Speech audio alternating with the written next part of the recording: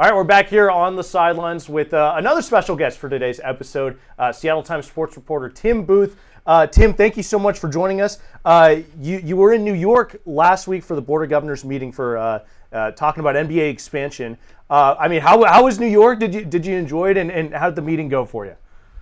Well, this meeting actually was in Las Vegas. I was in New York covering the Vegas, that's right. Mariners last Okay, week, and then ended up in Vegas. So uh, it's never a bad thing to go to Las Vegas for absolutely. really anything.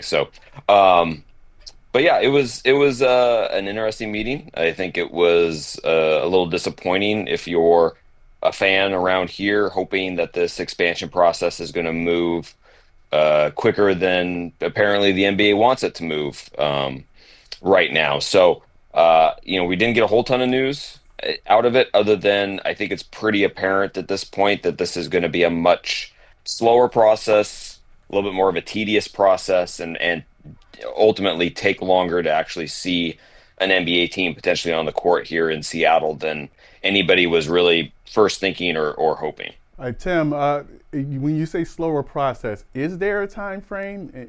In your opinion, what would be the fastest, I guess, you can see expansion in your eyes that you can see? Well, Adam Silver made it clear that there is no timeline at this point. And they kind of gave a charge to these two committees that already exist on the Board of Governors to start investigating it, the idea of expansion a little bit deeper.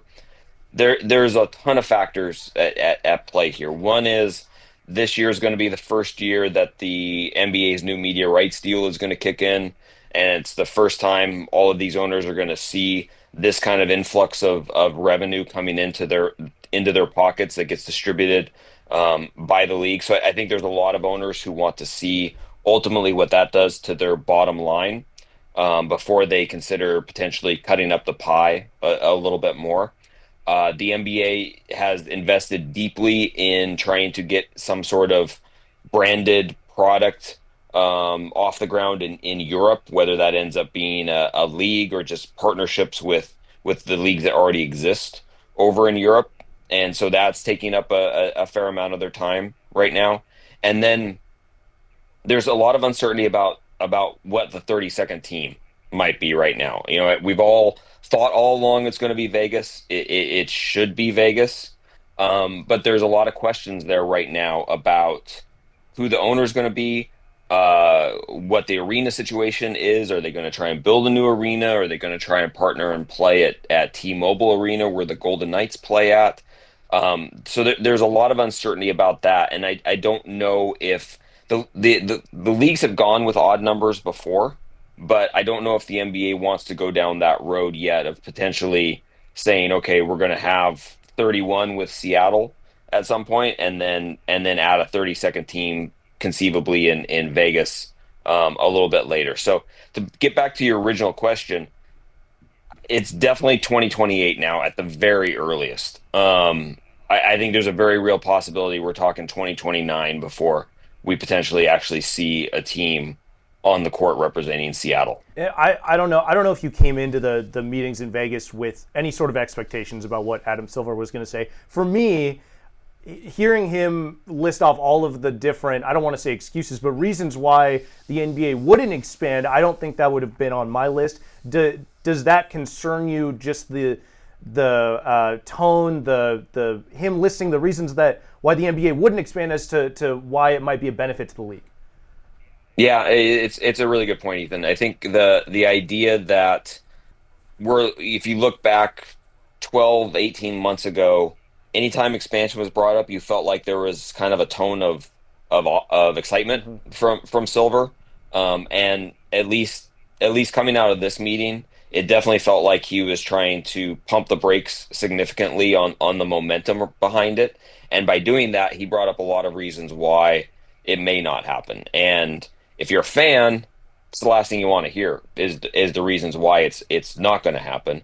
I think I was curious how his whole day one comment was going to play here, and I don't think it played very very well because yes, from the NBA's perspective and from their procedural perspective, yeah, it was day one by getting the okay for these committees to start investigating it and looking into it more. But it's certainly not day one for fans here, and or day one for fans in Mexico City or in Vegas or in Montreal or name your other city that's been kind of talked about for a long time as a potential expansion location. So yeah, the tone I think is it, I don't know if concerning is the right word. I guess maybe disappointing would be the better word. That it wasn't there wasn't this sort of excitement around, hey, we're going to start this process. It was, hey, we're kind of starting this process sort of because we have to, and we're not going to promise you anything. And here's all the reasons why we might not eventually do it. I think that was um, clearly everything Adam Silver does is very calculated, so it was very calculated on his part. But I think if you're a fan, it was kind of a very disappointing tone to hear coming out of it. Is there still a grudge held against Seattle? I know it was David Stern who was the commissioner, but Adam Silver was actually his deputy commissioner at that time, so his right hand person. What's the difference between Seattle and Charlotte? Because Charlotte lost a team, and they got a team 2 years later, I believe. What's the difference between these two situations? Right now, it's a really good question. The state of the NBA at the time that the Bobcats and now Hornets were brought back into the league versus where the league is now was significantly different. So I think that played a part of it. I think if we go back pre-COVID, if this is 2018, we're really talking about the potential of expansion and climate pledge was already built and you already had an ownership group kind of in place and everything. I think the team would have started within 2 to 3 years. The NBA landscape has changed dramatically in the last 3 years. You went from teams that had valuations of barely $1 billion or $2 billion to where you're talking about teams with valuations of or selling at valuations of 6 billion and 10 billion. That's a different level of math that they never had to take into account before. There's also the case of you've had a whole influx of new owners come into the league in the last several years, and they don't have the same history or the same legacy feel that maybe others do about, hey, we got to right the wrong from what happened in Seattle, and they look more at the bottom line of the finances and how the valuations are going up and what that means for their individual franchises. I genuinely think that Silver wants expansion, and I think he genuinely wants to bring a team back to Seattle. I wrote it last week. I think this is very much a legacy play for Adam Silver that while his predecessor was instrumental in the team leaving, that part of his legacy as a commissioner is going to be bringing the league back to Seattle. But he's ultimately at the whim of his owners. And if you have owners who don't care about legacy or don't care about righting a wrong and really are only interested in what the bottom line is of what new media rights deals and valuations do to their individual franchises, then until you convince them otherwise, they're not going to be as excited at moving forward on bring adding teams and bringing the Sonics back. So it's a very different landscape from 2004, the last time that the league expanded, and I think that plays largely into why this is going to be a long drawn out process.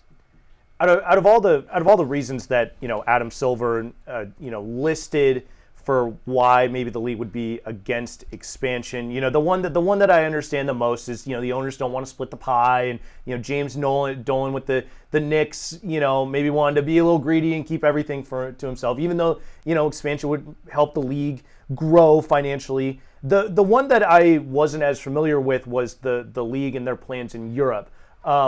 What do you know about that whole process, what they want to do, and how would that impact the expansion process?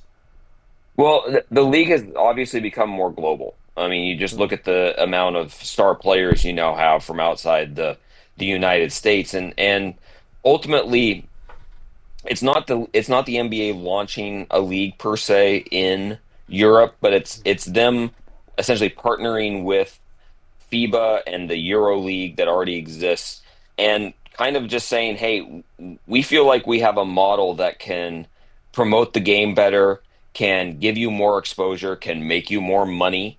And if you partner with us, we'll give you some branding, we'll give you, the NBA cachet, so to speak, and see how far this can grow and see if maybe someday you can get to the point where you're talking about a global NBA league. That's obviously something that's way down the road, but this is maybe the first baby step toward that. And the league's got they see an opportunity to make money first and foremost. They see an opportunity to expand their footprint. And they have a lot of investment already put into this. And I had someone in Las Vegas tell me the NBA can't do two things at once. They're just incapable of being able to accomplish that. And so because they've already gone ahead and gone down the road of this Europe project, and trying to get that off the ground, that's going to take up a lot of their focus over the next 12 months or so, to really get that ready so they can start potentially in 2027. And because of that, expansion more or less takes maybe not a back seat, but a side seat, to how that whole process works with what they need to do to get this Europe product off the ground. So that ultimately plays a factor in the timing of all this. And I understand where the league is coming from, because if you have, Nikola Jokic and all these other great players that are coming from Europe, why don't you try and maximize the ability to promote your own brand and expand your brand in that part of the world? Tim, last question quickly. Portland Trailblazers up for sale. Should Seattle set their sights? Is there a chance for relocation? Because I think we need to refocus our attention on relocating a franchise. I know a lot of people not cool with that, but right now I just want a team. What do you think about relocation of the Trailblazers? I hate it. I think the Blazers should stay in Portland, but what we heard from the commissioner in Vegas, that's a playbook straight out of 2005, 2006, 2007 that we all heard here with the Sonics. And so if you're a Blazers fan, you need to be at least on alert that the NBA is clear that whatever renovations you were planning to the Moda Center probably isn't good enough for them. That if you're an owner coming into that market, you need to try and figure out a way to privately come up with some sort of arena plan to replace Moda Center, because Portland's just as stubborn when it comes to public financing of stadiums and arenas as Seattle is. So you're not going to be able to really get much public support for that. You're going to have to find land. You're going to have to find investors. You're going to have to find all those different aspects that go into that we've all gone through here for years, until Climate Pledge got redone. So I hate the idea of relocating the Blazers. I think they're an institution there. I think they should absolutely stay in Portland. But Silver kind of laid the breadcrumbs of at least throwing out the idea of leverage and pressure points, and how that might not be as straightforward of a sale as everyone first thought it was going to be. And whether it's, and I really hope the Blazers, that doesn't become an issue, that they're able to stay in Portland. But the longer that process goes and the longer expansion is delayed, the more you're going to hear conversations of how potentially relocation might end up being the best way for the NBA to come back to Seattle. Well, he is the expert on NBA expansion for the Seattle Times, Tim Booth. Thank you so much for taking the time. And enjoy sunny Southern California with this upcoming Mariners road trip. So thanks so much. And bring back our Sonics. Thanks, Tim. Thanks, guys.